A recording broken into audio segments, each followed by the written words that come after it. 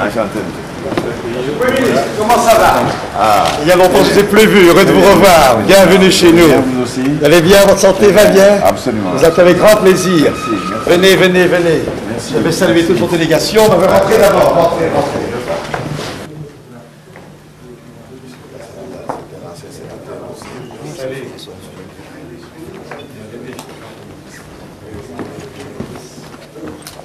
Grande délégation.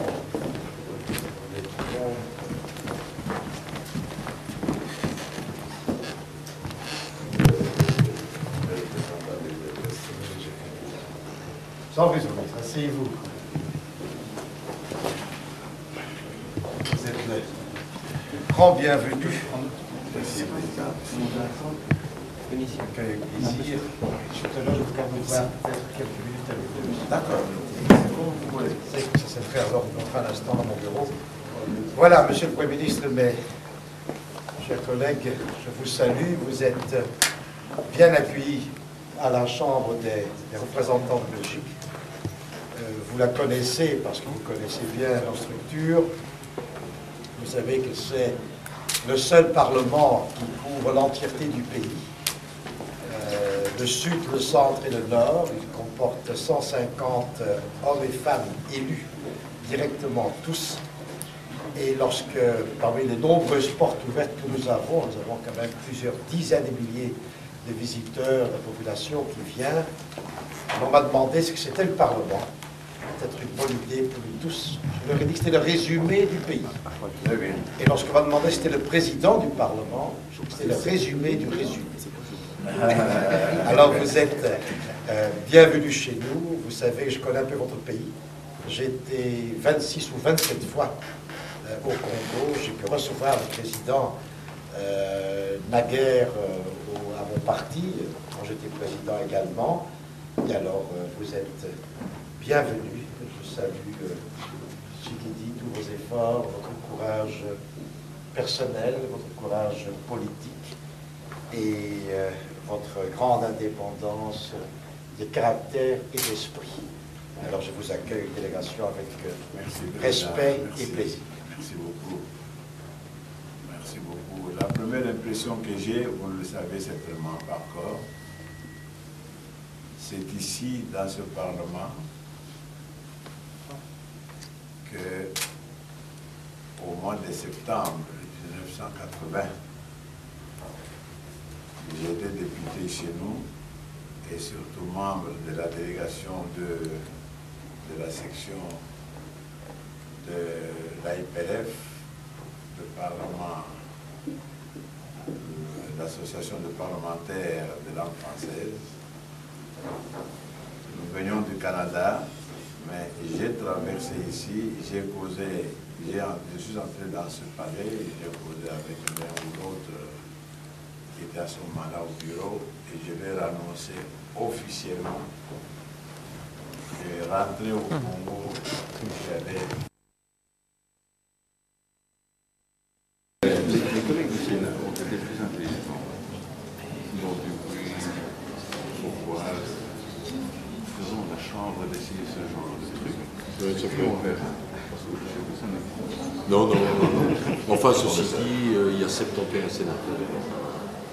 Donc finalement, les problèmes de corps rentrent, je dirais en commission aussi, parce que pour que les commissions puissent siéger valablement, il faut au moins qu'il y ait 8 membres dans les commissions, qui sont les commissions 15. Donc ça veut dire qu'il y a quand même une tombe. 71 sénateurs. Ah oui, on a réduit drastiquement le nombre de sénateurs. Ceci dit, nos collègues députés ont réduit leur nombre aussi. Chers collègues, à 16h15.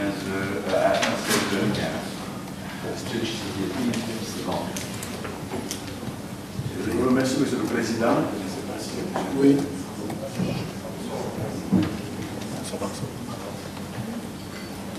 Je remercie, Monsieur le Président. Je remercie les dames membres de cette commission des affaires étrangères de la Chambre des représentants du Sénat pour me faire l'honneur après quelques précieux moments de leurs occupations pour m'écouter. Je parlerai plutôt de la situation du Congo parce que ma conviction est que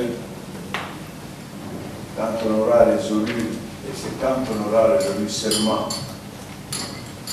la situation du Congo qu'il sera possible de résoudre la question de la sous-région de l'Arabe. La situation du Congo s'est caractérisée pendant des années, comme vous devez le savoir, par une dictature l'une des plus farouches de notre temps. Et en 1980, je suis de ceux qui avaient décidé d'organiser une opposition interne pour combattre cette dictature et traduire le Congo en pays, en état de droit, en état démocratique. Cela nous a coûté très cher au niveau de vie humaine et au niveau de différentes souffrances.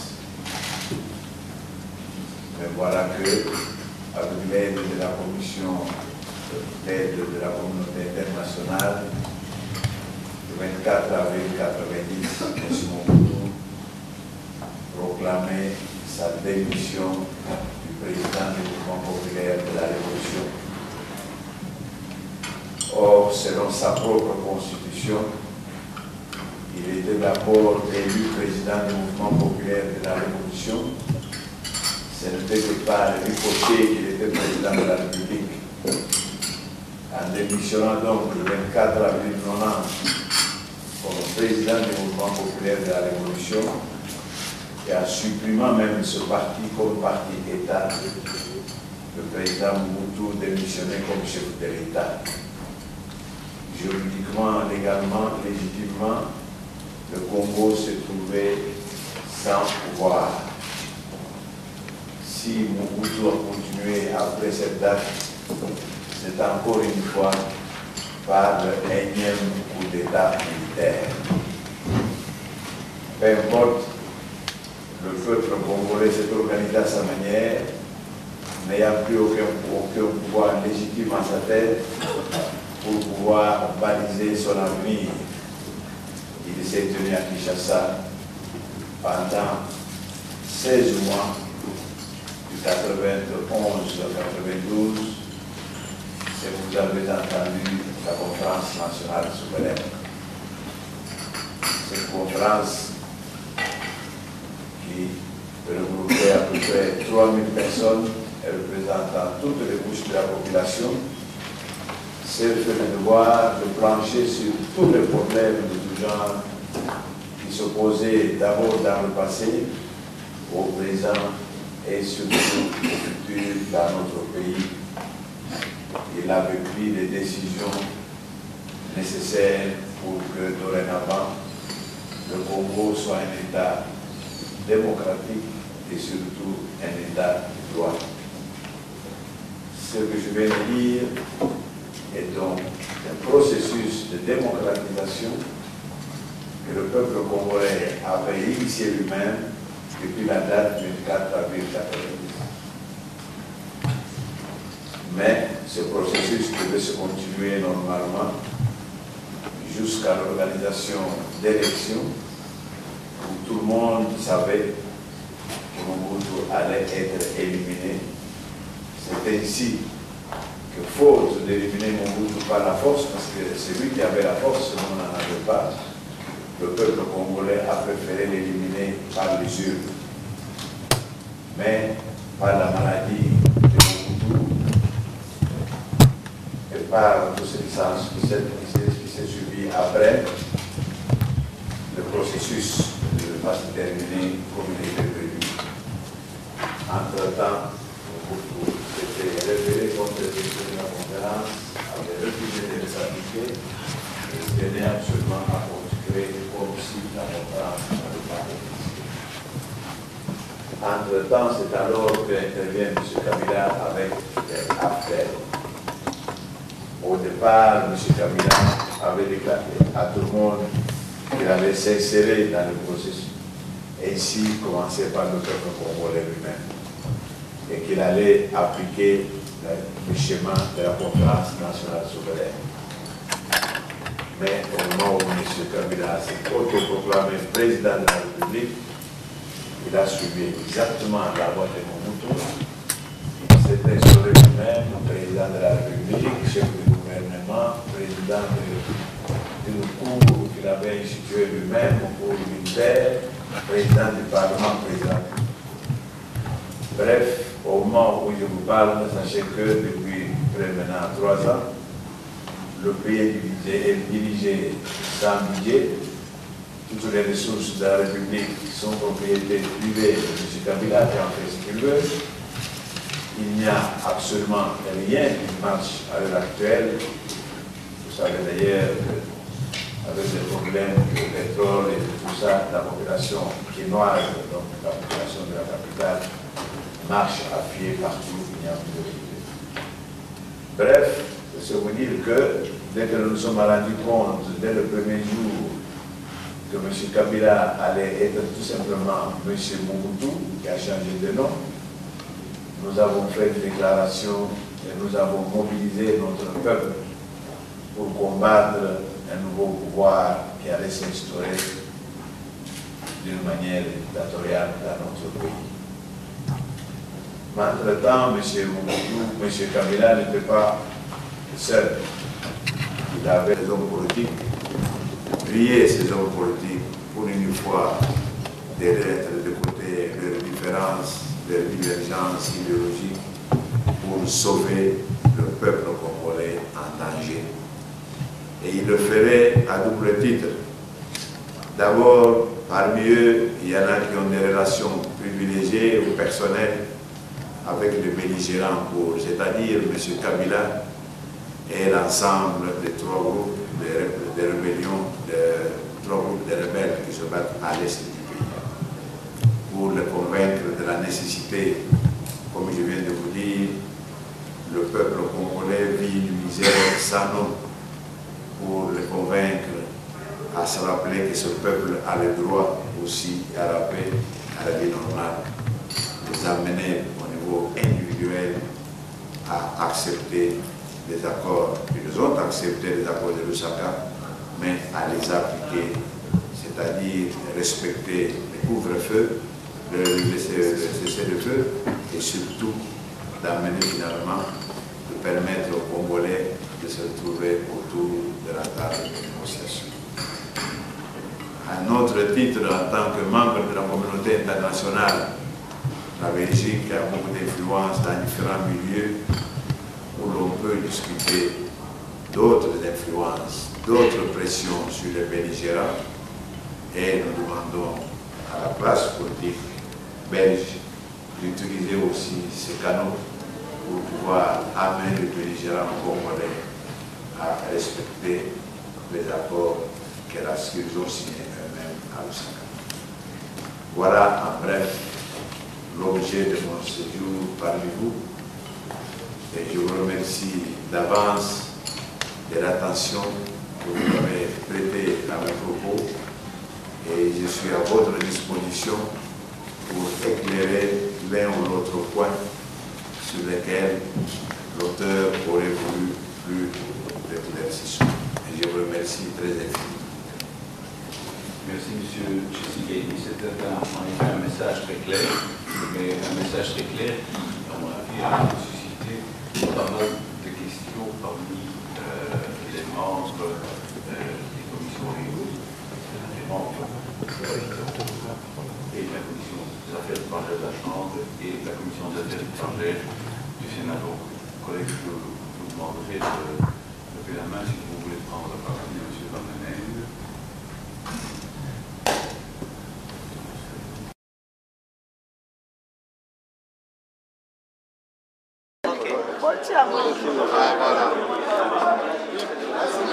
Maman, yo, tu as comment on a dit? Nga Mama Claire Kivata, naza présidente fille de PES territoire ya Bulungu. Message à na Bandundu. Bon, batindi biso awa po tosala congrès tolanda congrès na biso ya IDPS.